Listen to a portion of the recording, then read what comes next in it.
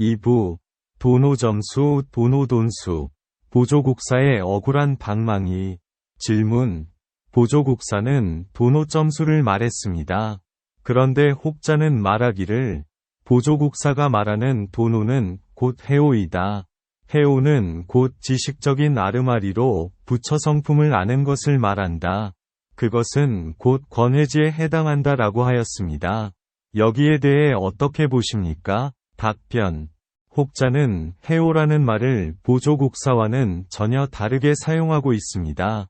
해오란 본래 그런 뜻이 아닙니다. 해오란 곧 본체의 이치를 회통하는 것을 말합니다. 중도의 묘한 이치를 알았다는 것입니다. 여기에서 알았다는 것은 그저 지식적으로 아는 것과는 아무런 상관이 없습니다. 왜냐하면 지식으로 아는 것은 아는 것으로 보지 않기 때문입니다. 그것은 애초에 회통하여 통달하는 것과는 거리가 멀기 때문입니다. 본체의 이치를 아는 것은 곧 견성을 의미합니다. 본래의 성품이 곧 본체의 이치인 것입니다. 부처의 성품인 것입니다. 해오에서 해란 곧 부처의 대승일승법에 대한 의혹을 풀었다는 것입니다. 그 근거는 법화경에 있습니다. 법화경에서 석가모니 부처께서는 일승법을 설하셨습니다. 그때 제자들 가운데 오직 사리불 한 사람만이 곧장 해오를 얻었다고 했습니다. 여기서 말하는 해오는 곧 삼승법문이 아니라 일승법문에 대한 의혹을 풀고서 곧장 일승법을 깨달았다는 것을 말합니다. 무생법인을 얻었다는 것입니다. 사리불은 그동안 줄곧 이것을 의심하고 있었습니다.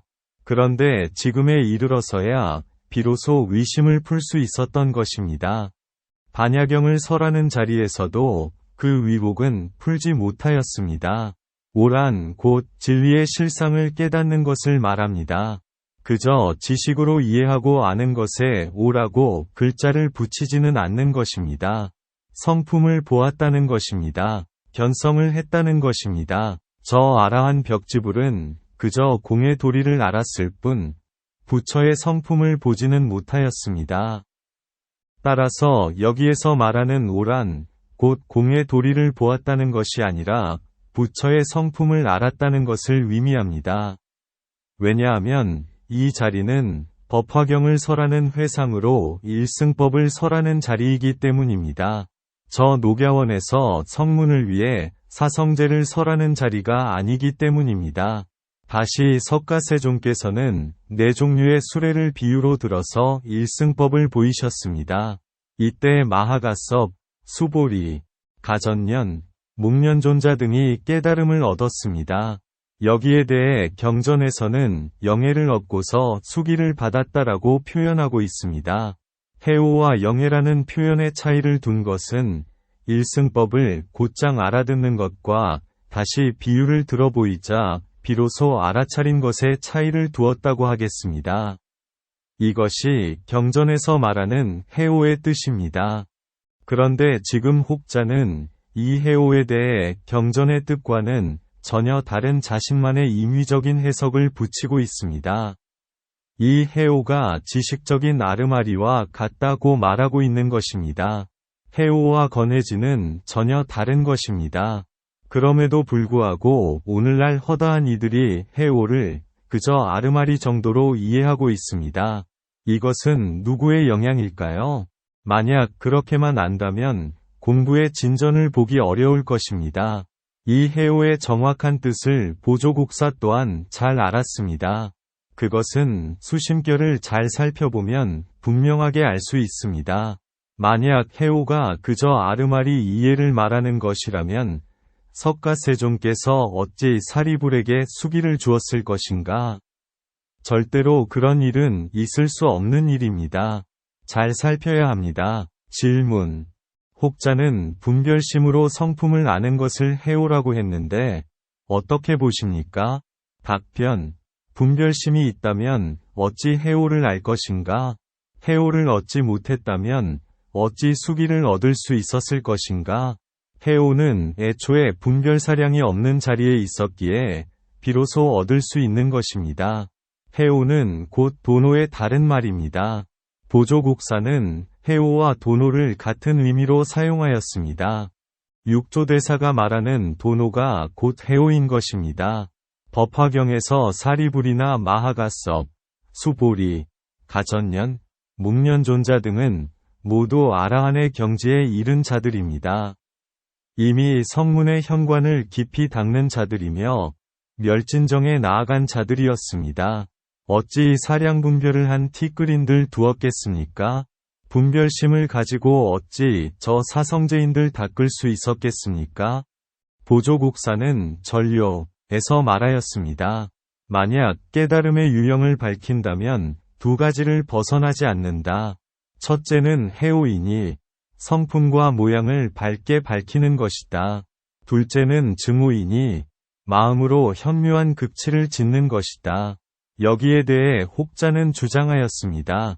해오에서 해란 지혜, 즉 아르마리이다. 모든 불법의 성품 모양을 알긴 알았지만 분별심으로 알았다는 것이다. 분별심으로 아는 그것을 해오라고 한다. 이 해오는 번뇌망상과 사랑분별이 그대로 있는 것이다. 여기에 반해 증오란 실지로 자성을 바로 깨쳐서 구경각을 성취해 참으로 체득한 것을 말한다. 그러기 때문에 마음이 현묘한 극치를 이룬다고 한 것이다. 여기에는 몇 가지 살펴볼 만한 것이 있습니다. 모든 불법의 성품 모양을 알긴 알았지만 이라고 한 것은 보조국사가 성품과 모양이라고 한 것과는 같지 않습니다. 대승에서 성상이라고 할 때는 곧 성품이란 곧 열애의 청정심을 가리키고 모양이란 곧 성품 밖의 제법의 모양을 가리킵니다. 저 외도의 해탈과 이승의 열반, 삼승의 편공이 모두 모양에 해당하는 것입니다. 보조국사는 이것을 분명하게 직시하고 있었습니다. 성품 모양이 아니라 성품과 모양이라고 말해야 맞는 것입니다. 혹자가 해오를 이렇게 정의하는 것은 그저 임의적으로 해석하여 지어낸 말인 것입니다.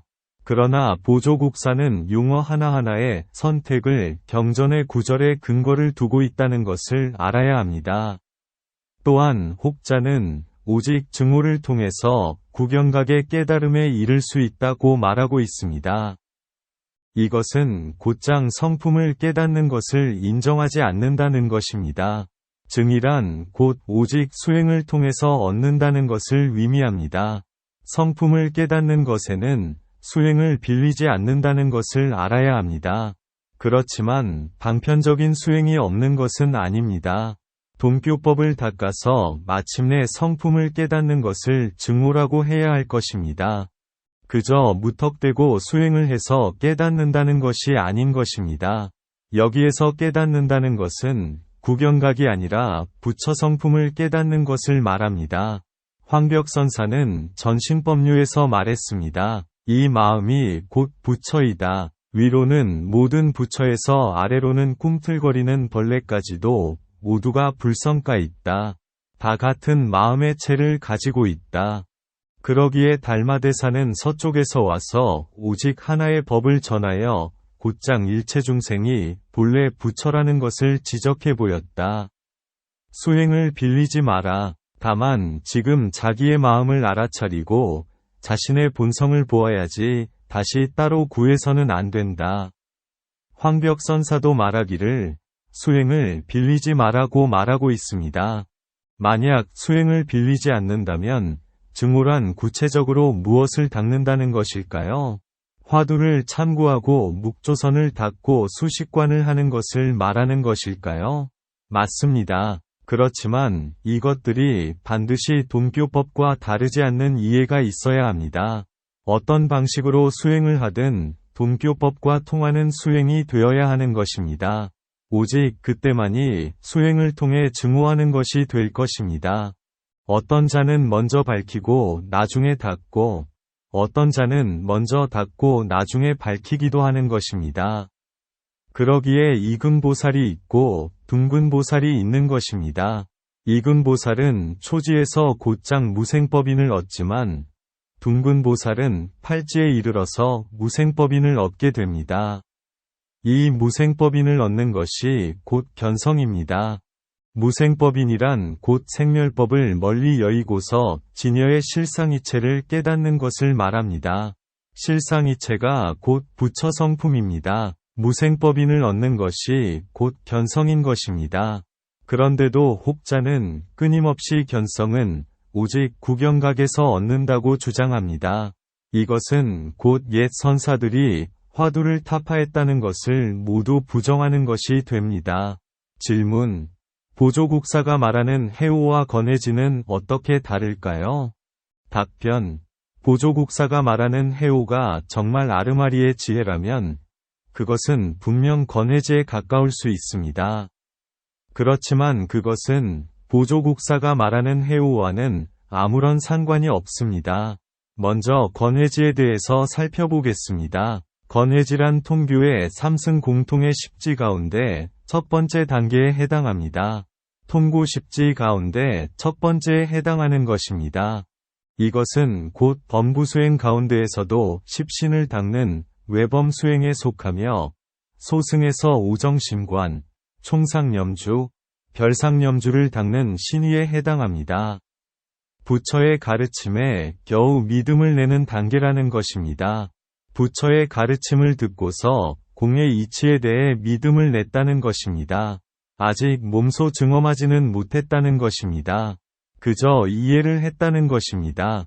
그동안 외도의 가르침을 따르다가 마침내 부처의 가르침을 듣고서 이제 막 믿음을 냈다는 것입니다.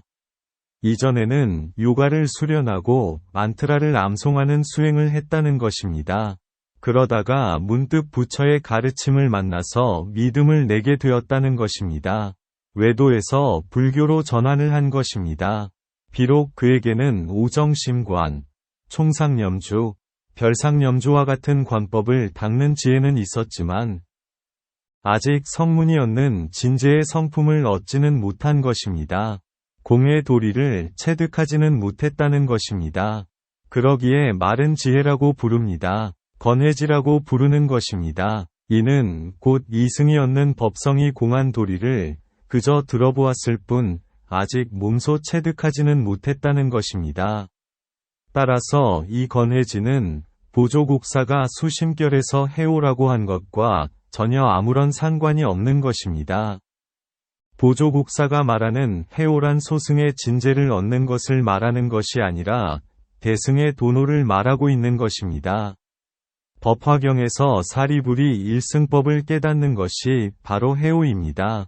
해오가 석가세존의 일승법문을 듣고서 곧장 깨닫는 것이라면 증오란 일승법을 듣고서 곧장 깨닫지 못하고 돈교법을 닦아서 마침내 깨닫는 것을 말하는 것입니다. 이 차이는 곧 저 둥근보살과 이근보살의 차이와도 같은 것입니다. 단지 근기의 문제인 것입니다. 승만보굴에서는 말하였습니다. 정법을 섭수하여 이체를 증오한다. 여기에서 정법이란 곧 성인의 수행을 가리킵니다. 정법을 닦아서 성품을 증득했다는 것입니다. 이체는 곧 부처의 성품을 가리킵니다. 수행을 통해서 견성을 했다는 것입니다. 이것이 증오입니다. 설령 돈교법을 들었다고 해도 곧장 깨닫지 못하고 오래도록 닦아서 성품을 밝혔다는 것입니다. 종경록에서는 말했습니다. 깨달음으로 인하여 닦는다면 곧 해오이고 닦음으로 인하여 깨닫는다면 곧 증오이다. 근기가 날카로우면 먼저 깨닫고 나중에 번뇌무명을 타파한다는 것입니다. 반대로 근기가 둔하면 먼저 번뇌를 타파하고 나중에 성품을 깨닫는다는 것입니다. 이것은 그저 저마다의 근기와 관련된 문제인 것입니다. 어떤 자는 무명이 옅고 번뇌장소지장이 두터울 수도 있고 어떤 자는 무명이 두텁고 번뇌장소지장이 옅을 수도 있는 것입니다. 또한 어떤 자는 둘 다 두텁기도 하고 둘 다 옅기도 하는 것입니다. 또한 이 가운데에서도 다시 어떤 자는 번뇌장은 두텁고 소지장은 옅을 수도 있고 어떤 자는 번뇌장은 옅고 소지장은 두터울 수 있습니다. 어찌 사람마다의 번뇌를 다 헤아릴 수 있을 것인가? 어찌 한 사람이 깨달아가는 과정을 그저 하나의 돈오, 점오, 돈수, 점으로 묶을 수 있을 것인가? 그저 대략을 거론할 뿐인 것입니다. 혹자는 말하기를 견성이 곧 성불이며 구경각이다라고 하는데 보조국사의 입장에서 보면 부처의 성품을 본 이후에 다시 닦아서 부처를 성취하게 됩니다. 여기에서 닦는다는 것은 단지 범부가 수행하는 것과는 전혀 다른 것입니다. 이미 그에게는 중도의 지혜가 항상 역력하다는 것을 알아야 합니다. 그리고 그가 닦는 것은 곧 무명습기인 것입니다. 여기에 이르러 무명습기를 타파해감으로써 저 열애의 일체 종류를 아는 지혜에 점점 다가가는 것입니다. 부처의 깨달음이란 곧 두 가지를 원만하게 갖추는 것을 말합니다. 두 가지란 곧 열의지와 열양지를 말합니다. 열의지를 얻었다고 해서 열양지가 저절로 갖추어지는 것은 아닙니다. 열양지는 반드시 수행을 통해서 얻는 것입니다. 이는 곧장 얻을 수 있지만 사는 곧장 얻지 못한다는 것입니다. 성품은 곧장 얻을 수 있지만 부처의 지혜와 덕성은 곧장 얻지 못한다는 것입니다. 따라서 이것은 성품을 구경각에서 얻는다고 한 것과는 전혀 다른 것입니다. 질문. 혹자는 말하기를 증오와 해오의 차이는 곧 증오는 구경각을 깨치는 것을 말하고 해오는 사량분별로서 아는 것이다 라고 하고 해오는 곧 지혜이며 삿된 가르침이라고 하는데 어떻게 보시나요? 답변. 무엇을 사량분별이라고 할까요? 여기에는 크게 간과하는 것이 있습니다. 대승불교는 물론 소승불교에서도 수행의 핵심은 현량에서 시작된다는 것을 알아야 합니다. 현량이란 곧 사량분별의 반대말입니다. 이것은 모든 불교 수행을 관통하는 수행의 토대인 것입니다. 어찌 저 건해지를 닦는 자인들 분별사량을 둘 것인가? 어찌 보조국사가 이 현량의 도리를 몰랐을 것인가? 오히려 근자에 들어서는 이것을 소홀히 하거나 잊고 있다고 하겠습니다. 그러나 과거로 갈수록 이것을 깊이 이해하고 자각하고 있었다는 것을 알아야 합니다. 그런데 만약 혹자의 말처럼 사량분별로 아는 이해를 가지고 깨달음을 운운하고 성품을 운운한다면 어찌 삿되다고 하지 않을 것인가? 그렇지만 그것이 보조국사와 무슨 상관이 있을 것인가? 만약 해오가 삿된 종이라고 한다면 그것은 언어 사용이 크게 다르다는 것을 의미합니다. 만약 정말 그렇게 안다면 보조국사와는 안목이 크게 다른 것입니다. 용어 선택은 객관적으로 사용해야 무리가 없습니다. 객관적이란 곧 경전에서 뜻하는 바를 정확하게 알고서 쓰는 것이 곧 첫 번째라는 것입니다. 법화경에서는 사리불이 일승법을 듣고 곧장 해오를 했다고 적고 있습니다. 만약 혹자가 말한 대로라면 사리불에게 수기를 준 석가모니 부처께서는 아르마리를 일삼는 자에게 수기를 했다는 것이 될 것입니다. 수기란 곧 다음 생에는 부처가 될 것이라고 예언을 해주는 것으로 장차 일생보처의 경지에 나아가게 되리라는 것을 인정해주는 것입니다. 이것은 곧 도노 이후에 닦는 일이 있다는 것입니다. 미륵보살이 그러한 경우라고 하겠습니다. 저 1250인 아라한 제자들이 분별과 사량을 떠나지 못했다면 애초에 부처에게 귀의하지도 못했을 것입니다. 외도의 견해에서 벗어나지 못하는 것을 분별과 사량이라고 하는 것입니다. 저 외도적인 견해에 근거하여 수행하는 것이 모두 분별사량인 것입니다. 변개소집성을 쌓는 것입니다. 삼승이 닦아가는 것 또한 분별사량을 완전히 떠났다고 할 수는 없습니다. 분별이란 법집의 원인이고 사량이란 아집의 원인입니다. 법집은 아뢰야식을 제대로 알지 못하고서 이것이 절대불변의 진리이다라는 견해를 내는 것을 말합니다. 아집이란 아뢰야식을 제대로 알지 못하고서 이것이 참된 나 자신이다라는 견해를 짓는 것을 말합니다. 분별사량은 그저 지식으로 알고 이해하고 헤아리는 것에 그치지 않는 것입니다. 보조국사는 도노 이후에 점수가 필요하다고 하였습니다. 그러나 근기에 따라서 돈수가 없지 않다고도 하였습니다. 여기에서 도노란 곧 대승일승법을 깨닫는 것을 말합니다. 사리불이 해오를 하고 수기를 얻는 것과 같은 것입니다. 오라는 글자는 각을 의미합니다. 일승법을 깨달았다는 것입니다. 기실론에 근거하면 이것은 곧 시각과 본각으로 나눌 수 있습니다. 깨달음의 정점에 이르러서는 이 둘이 하나가 됩니다. 도노는 곧 시각에 해당하는 것입니다. 시각과 본각 사이를 채우는 과정이 곧 점수인 것입니다. 도노 이후에 점수를 한다는 것은 곧 부처의 일체종지를 성취하기 위해서입니다. 도노를 했다는 것은 이미 자리행을 성취했다는 것입니다. 점수를 하는 것은 곧 이타행을 성취하기 위해 닦는 것을 말합니다. 그러기에 팔지보살의 지위에 이르러 원바라미를 일으키는 것입니다. 일체 중생을 위해 서원을 세우는 것입니다. 이 서원이 원만하게 성취되기 위해서는 반드시 부처의 일체종지를 구해야 합니다. 그렇지만 만약 혹자의 말대로 견성을 구경각에서 얻는다고 한다면 그것은 곧 하나를 얻고 하나를 잃게 될 것입니다. 정리하겠습니다. 만약 보조국사의 해오가 삿된 종이라고 한다면 법화경에서 석가의 제자들이 수기를 받는 것이 통째로 부정하는 것이 됩니다. 대승에서 삿되다고 할 때는 저 외도의 해탈을 말하고 이승의 열반을 가리키는 것입니다. 해오가 삿된 종이라고 하기보다는 오히려 지혜가 삿된 종이라고 해야 합니다. 하루는 육조께서 대중에게 법문하였습니다. 위로는 하늘을 버티고 아래로는 땅을 지탱하고 밝기는 해와 같고 검기는 칠흑과 같은데 움직이는 가운데 항상 존재하고 있으나 그 움직이는 가운데서도 그것을 찾을 수 없으니 그대들은 이것을 무엇이라 이름 붙이겠는가? 바로 그때 신회삼위가 나서며 말했습니다. 그것은 바로 모든 부처님의 근본이며 저의 불성입니다. 이에 육조께서는 큰 소리로 꾸중하며 말했습니다. 나는 한 물건이라 해도 맞지 않다고 여기는데 그대는 어찌 근원이다 불성이다 하는가?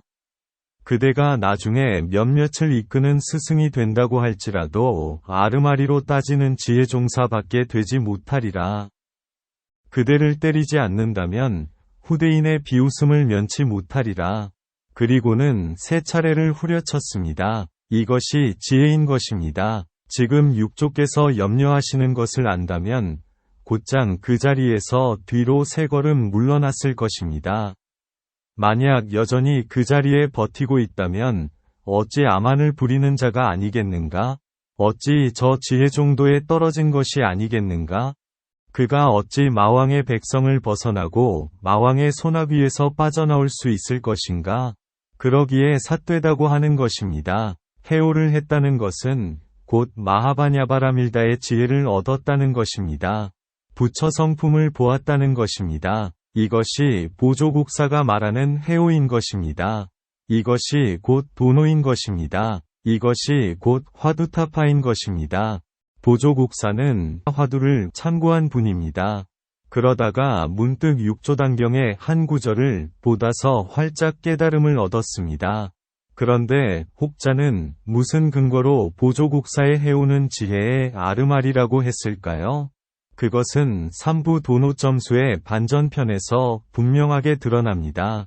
마지막으로 하나 더 거론해 보겠습니다. 질문. 혹자는 말하기를 보조국사의 저술인 간화결의론에서는 보조국사는 간화선의 입장에서 도노돈수가 선문의 바른 견해라고 말했다고 하였습니다. 정말 그런 말을 했나요? 또한 혹자는 말하기를 보조 스님이 젊은 시절에 잘못된 견해를 노년에 바로잡은 것이다라고 하는데 보조국사께서는 정말 말년에 도노점수를 버리고 도노돈수를 주장했을까요? 답변. 보조국사는 간화결의론에서 직접적으로 도노돈수가 선문의 바른 견해라고 말한 적이 없습니다. 단지 글 가운데에서 혹자가 스스로 임의적으로 그렇게 단정했을 수는 있습니다. 믿지 못하겠다면 직접 살펴보시기 바랍니다. 보조국사의 간화결의론은 동교와 원교에 대해 거론한 글입니다. 특히 동교의 단중을 지적하며 원교의 사사무예와 비교하여 화엄법계의 뜻을 밝힌 것입니다. 참고로 동교를 또한 별교라고도 부릅니다. 원교와도 다르고 대승시교 대승종교와도 다르기 때문입니다. 화엄종 두순화상은 선종을 별교로 분류하였습니다. 천태지자대사 역시 통교와도 다르고 원교와도 다르기에 별교라고 한다고 하였습니다. 보조국사의 간화결의론에서는 말하였습니다. 만약 상근기의 수행자라면 비밀하게 전해진 뜻을 감당할 수 있다. 소굴에 떨어지지 않는 자라면 경절문의 무미한 구절을 듣자마자 지혜의 병에 막히지 않고 곧장 저 구절의 낙처를 알 것이다. 이것이 이른바 하나를 들으면 1000가지를 깨달아서 대총지를 얻는다고 하는 것이다. 살피건대 혹자는 바로 이 하나를 들으면 1000가지를 깨달아서 대총지를 얻는다는 구절에서 보조국사가 말년에 도노돈수를 선의 바른 견해로 받아들였다는 주장의 근거로 삼았을 것입니다. 젊은 시절의 잘못을 노년에 바로잡았다고 여기는 것입니다. 그러나 그것은 사실과 다릅니다. 살펴보도록 하겠습니다. 글의 처음에 분명하게 상근기의 수행자라는 단서가 붙습니다. 상근기의 수행자이기 때문에 하나를 들으면 1000가지를 깨달아서 대총지를 얻는다고 한 것입니다. 이것은 곧 도노를 의미합니다. 도노 이후에 가는 길에는 크게 두 가지 근기가 있습니다. 도노점수와 도노돈수가 그것입니다. 곧장 사면십성을 일시에 꿰뚫고 항아사 모래 숫자만큼의 공덕을 갖추고 84,000 바라밀의 문을 일시에 쓴다면 그것은 틀림없는 상상의 근기라는 것을 의미하겠습니다. 그러나 만약 이것들을 천천히 성취해 간다면 그것은 틀림없이 도노점수의 근기가 밟아가는 길입니다. 이것은 오직 사람의 근기에 달린 문제인 것입니다. 반드시 견성 이후에 더 이상 닦지 않는 구경각이라는 주장과는 아무런 상관이 없는 것입니다. 견성이 곧 구경각이라는 주장과는 무관한 것입니다. 화엄종 규봉종밀대사의 선원제전집 도서에서는 도노점수와 도노돈수에 대해 설명하는 부분이 있습니다. 수행자마다 여러 가지 길을 간다는 것을 보인 것입니다. 보조국사가 간화결의론에서 하고자 하는 말은 저 상근기라면 능히 이와 같을 수 있다는 것입니다. 그런 자라면 일시에 번뇌장과 소지장을 타파할 수 있다는 것입니다. 왜냐하면 그에게는 이와 같은 장애가 매우 옅기 때문입니다. 그러기에 그게 가능하다는 것입니다. 이것은 곧장 반야의 지혜를 얻는 것을 말합니다. 견성을 하고 곧장 구경각에 이른다는 말이 아닌 것입니다. 내용을 살펴보도록 하겠습니다. 비밀하게 전해진 뜻이라고 한 것은 곧 동교법을 가리킵니다. 글자로 전하지 않고 마음에서 마음으로 전해진 법을 가리키는 것입니다. 경절문을 듣는다고 한 것은 곧장 가는 동교법을 알아차렸다는 것입니다. 지혜의 병에 막히지 않고 라고 한 것은 삼승의 사량분별에 떨어지지 않는다는 것입니다. 곧장 저 구절의 낙처를 안다라고 한 것은 이 마음이 곧 부처의 마음이라는 것을 안다는 것입니다. 곧장 즉심즉심이고 비심비불이고 한 물건도 아니라는 것을 안다는 것입니다.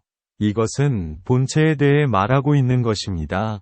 대총지를 얻는다고 한 것은 대승의 뜻을 모두 갖춘다는 것입니다. 무생법인을 얻었다는 것입니다. 마하바냐바라밀다의 지혜를 얻었다는 것입니다. 대총지란 곧 대승의 가르침을 간직하고 있지 않는다는 것입니다. 통상적인 뜻으로는 선을 간직하여 잊지 않고 악을 물리쳐서 생기지 않게 하는 것을 말합니다. 이것을 간직하기 위해 크게 4가지로 닦는 것을 말합니다. 첫째는 부처의 가르침을 듣고서 잘 간직하는 것을 말합니다.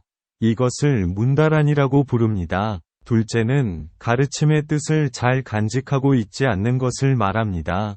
이것을 위다란이라고 부릅니다. 셋째는 항상 진언을 간직하고 있지 않는 것입니다. 이것을 주다란이라고 부릅니다. 넷째는 법의 실상을 잊지 않고 머무는 것을 말합니다. 이것을 인다란이라고 부릅니다. 다시 보겠습니다. 보조국사는 분명히 간화결의론에서 말하였습니다. 이것이 이른바 하나를 들으면 1000가지를 깨달아서 대총지를 얻는다고 하는 것이다. 그런데 지금 혹자는 이것을 근거로 하여 보조국사가 말년에 도노점수에서 도노돈수로 바뀌었다고 주장하고 있습니다. 간화결의론에는 도노돈수라는 말 자체가 나오지 않습니다. 그렇지만 추정해보면 바로 이 구절에서 유추했다고 보겠습니다. 정리하면 이러합니다. 저 뷰봉종밀대사가 도서에서 먼저 도노점수를 설명하고 다시 도노돈수의 근기가 대기대용을 갖춘 모습을 설명하였는데 보조국사는 상근기를 설명하기 위해서 그 가운데에서 다만 대기에 해당하는 구절만을 취한 것입니다. 저 상근기가 곧장 대기를 얻는다면 상상근기는 곧장 대기대용을 얻는다는 것을 보인 것입니다. 여기에는 전혀 오직 도노돈수라는 주장을 세울 여지가 없는 것입니다. 보조국사는 간화결의론에서 오히려 수심결의 뜻을 화엄의 관점에서 별규의 단중이 갖는 광엽을 거론하였습니다. 달라진 것은 아무것도 없습니다. 그럼에도 불구하고 많은 사람들은 여전히 보조국사에 대한 편견을 내려놓지 않고 있습니다. 심지어 사람들은 간화결의론이 정말 보조국사의 글이 맞는지를 의심하기까지 하고 있습니다. 수심결이 도노로 이끄는 것에 뜻이 있었다면 간화결의론은 도노 이전에 안주하는 수행의 병폐와 도노 이후의 일에 대해 거론하고 있습니다.